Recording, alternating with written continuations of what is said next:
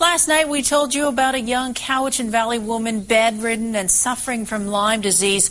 Her story struck a chord. Today we've received numerous phone calls and emails with similar stories. Dana Hutchings now with the suffering caused by the disease. The walk out to Eleanor Miller's patio is a challenge some days. The garden she loves, a struggle to tend. A little bit dizzy.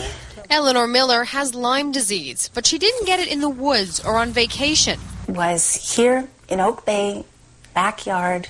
I used to do quite a bit of gardening, and I had a funny bite mark.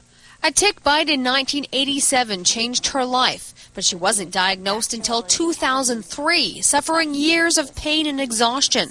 And shockingly, Miller isn't alone. And then it was May 15th is when it was the formal diagnosis. Colin Williamson noticed shoulder and joint pain that progressively got worse. Oh, the one summer I could barely drive it. Preventing him from his love of working on cars and even driving them. We went to see actually 10 different specialists and got diagnosed with 10 different items. Williamson says doctors didn't believe Lyme disease was here on Vancouver Island.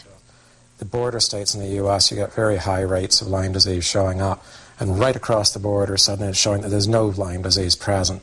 I don't think ticks need a passport to get across the border, so I think we have some problems in our system.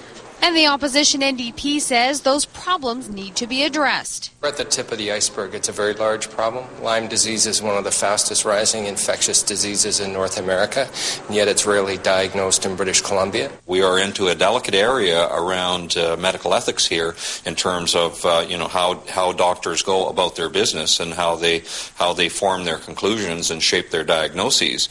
But for Colin Williamson and Eleanor Miller, the lack of acknowledgement has made their years of suffering even more difficult and their pain harder to bear.